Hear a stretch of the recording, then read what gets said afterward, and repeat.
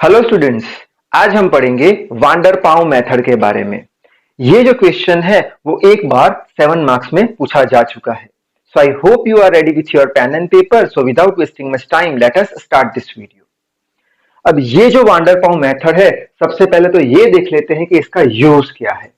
तो it is use to measure the resistivity of a specimen, यानी कि ये मेथड का यूज करके हम कोई भी मटेरियल या स्पेसिमेन की रेजिस्टिविटी मेजर कर सकते हैं। तो क्वेश्चन आएगा कि हमने पिछले वीडियो में 4 पॉइंट प्रोब मेथड के बारे में पढ़ा था। वो मेथड भी मटेरियल की रेजिस्टिविटी फाइंड करती थी, मेजर करती थी। तो फिर ये मेथड हम क्यों पढ़ रहे हैं? तो उसका सिंपल आंसर है कि ये मेथड में हम नंबर ऑफ रीडिंग्स ज्यादा लेने वाले हैं, वोल्ट मीटर और ए मीटर का। अगर नंबर ऑफ रीडिंग्स ज्यादा लिए तो जो भी हमारी एक्यूरेसी आएगी रेजिस्टिविटी के मेजरमेंट में वो ज्यादा होगी, यानी ये मेथड से हमें एक्यूरेट रेजिस्टिविटी मिलेगी। जबकि 4 पॉइंट प्रोब मेथड में हम एक ही रीडिंग लेते थे, वोल्ट मीटर और ए मीटर का, जिससे करके चांसेस रहते थे शायद कुछ एरर आए रेजिस्टिविटी मेजरमेंट में। तो यहां पे ज्यादा रीडिंग लेने वाले हैं, इसलिए ये मेथड एक्यूरेट है, इसलिए हम ये मेथड पढ़ेंगे। अच्छा, अब ये वांडर पाव मेथड है वो बहुत सारी चीजें मेजर करती है। एक तो रेजिस्टिविटी तो मेजर करती ही है, ये हम इस वीडियो में डिस्कस करेंगे, लेकिन इसके अलावा ये डोपिंग टाइप भी बताती है, यानी ये हमारा पी टाइप का सेमीकंडक्टर है या एन टाइप का, वो भी बताता है ये मेथड। कैरियर डेंसिटी बताता है, मोबिलिटी ऑफ चार्ज कैरियर कितने हैं, ये भी ये मेथड मेजर कर देता है। तो ये जो चीजें हैं, ये 3 चीजें, ये हम हमारे नेक्स्ट वीडियो में समझेंगे, जो कि बेस होगा हॉल इफेक्ट पे। ठीक है, तो यहाँ पे तो ये क्वेश्चन में तो आपको सिर्फ और सिर्फ रेजिस्टिविटी कैसे मेजर होती है वो ही लिखना है, उसकी मेथड लिखनी है। अच्छा, तो ये आइडिया क्लियर हो गया हमारा ये मेथड के बारे में, क्यों ये मेथड यूज करनी है, किस चीज के लिए यूज करनी है। अब अगर ये मेथड यूज करनी है तो सर्टेन जो कंडीशंस है वो सेटिस्फाई होनी चाहिए, तभी जाके ये मेथड का यूज कर सकते हैं, रेजिस्टिविटी मेजर कर सकते हैं कोई भी स्पेसिमेन की। कंडीशन है वो देख लेते हैं।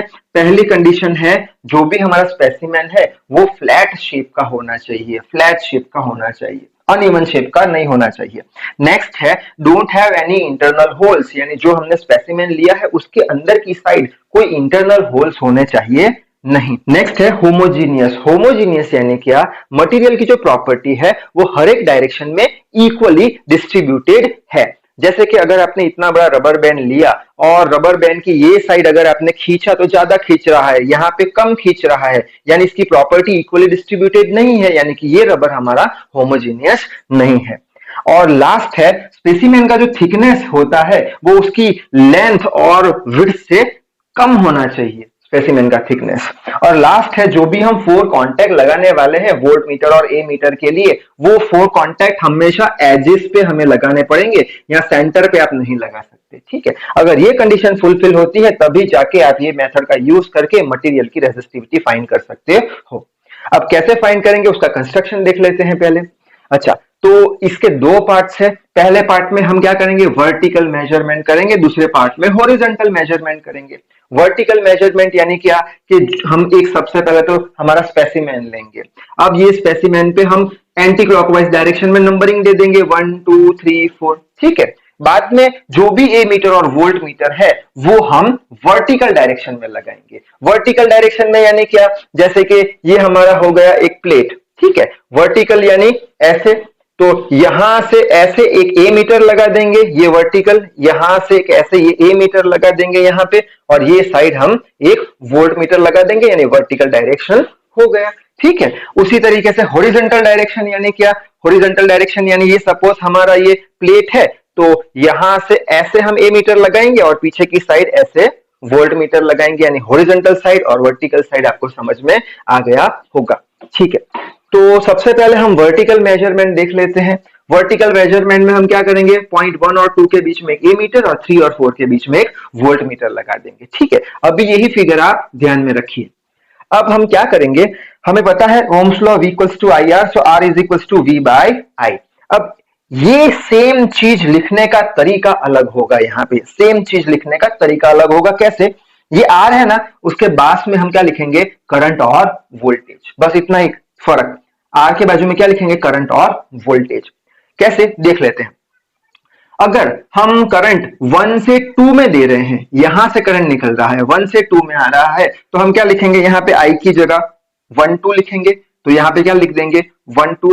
अगर 1 से 2 में करंट दे रहे हैं तो पोटेंशियल यहाँ पे हमने जो वोल्ट मीटर कनेक्ट किया है 3 और 4 के बीच में, वो पोटेंशियल डिफरेंस 4 और 3 के बीच में देगा।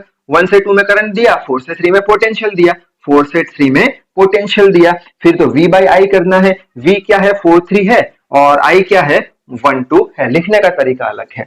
अब हम क्या करेंगे, ये चीज को रिवर्स करेंगे। रिवर्स यानी क्या, अब करंट ऑपोजिट में फ्लो कराएंगे, यहां से फ्लो कराएंगे, यानी 2 से 1 में देंगे, 2 से 1 में देंगे तो पोटेंशियल 3 से 4 के बीच का मिलेगा, ठीक है। और V बाई I तो करना है, V3 4 बाई, यही चीज यहां लिखनी है, ठीक है। यानी 2 रीडिंग तो हमारे खत्म हो गए। अब हम क्या करेंगे, दोनों को इंटरचेंज कर देंगे, यानी यहाँ पे जो वोल्ट मीटर था उसे यहाँ पे लगा देंगे, यहाँ पे लगा देंगे, और यहाँ पे जो ए मीटर था उसे यहाँ पे लगा देंगे, तो यहाँ पे मीटर लगा दिया, ठीक है।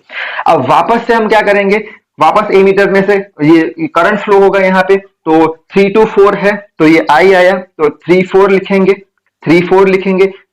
3 4 अगर किया तो पोटेंशियल डिफरेंस 2 1 के बीच में मिलेगा, तो 2 1 के बीच में मिलेगा, V21 बाई I3 4 कर दो। अच्छा ये हो गया, फिर इसका रिवर्स करेंगे।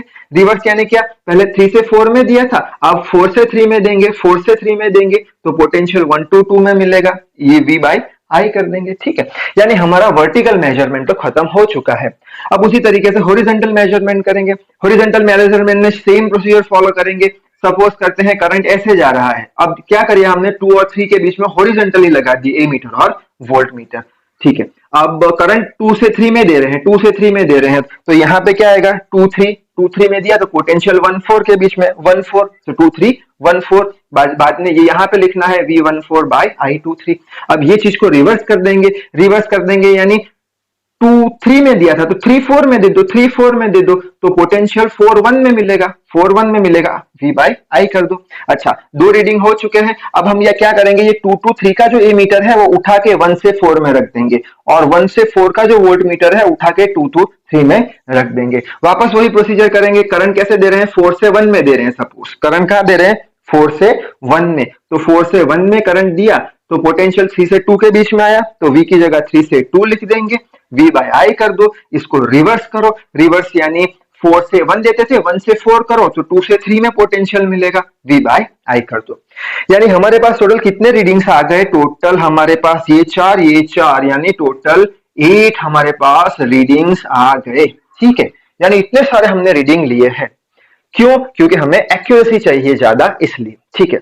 अब ये जो हमारे 4 रीडिंग्स है वर्टिकल मेजरमेंट के, उसका हम एवरेज निकालेंगे सबके सब रीडिंग का। तो कैसे निकालेंगे, आर वर्टिकल, इसका एडिशन, इसका एडिशन, और टोटल कितने हैं, नंबर 4 रीडिंग है तो डिवाइड बाय 4, तो एवरेज मिल जाएगा आर वर्टिकल का, कुछ आंसर आएगा। उसी तरीके से आर वर्टिकल, ये सबका एडिशन कर दो, सबका एडिशन कर दिया, डिवाइड बाय 4 कर दो। अगर आपने प्रैक्टिकल अच्छे से किया है, कोई भी गलती नहीं करी है, तब आर वर्टिकल और आर हॉरिजॉन्टल दोनों का आंसर सेम आएगा आपका, यानी R vertical is equal to R horizontal, जो हम मान लेंगे आर के बराबर। यानी यहां पे हमें कुछ वैल्यू अब मिल चुकी है आर की। ये जो साइंटिस्ट थे वांडर पाउ, उन्होंने एक इक्वेशन दे दिया था कि अगर आपको रेजिस्टिविटी का वैल्यू मेजर करना है मेरी मेथड का यूज करके, तब ये इक्वेशन आपको यूज करना पड़ेगा। ये इक्वेशन में क्या है, पाई आर ln2 इंटू डी। पाई का वैल्यू पता है, ln2 का वैल्यू हम फाइंड कर सकते हैं। आर यानी क्या, ये जो हमारा आंसर आया फाइनल एवरेज रीडिंग का रेजिस्टेंस, वो रख देंगे। डी क्या है, डी है थिकनेस ऑफ दिस स्पेसिमेन, जो स्पेसिमेन लिया है उसकी थिकनेस कितनी है, उसका आंसर अगर यहाँ पे रखते हैं तो हमें आंसर मिलेगा रेजिस्टिविटी का ओम्स इंटू मीटर के अंदर। तो यहां तक आपको एग्जाम में लिखना है। सो इस वीडियो में बस इतना ही। So till then read hard, work hard. Thank you very much.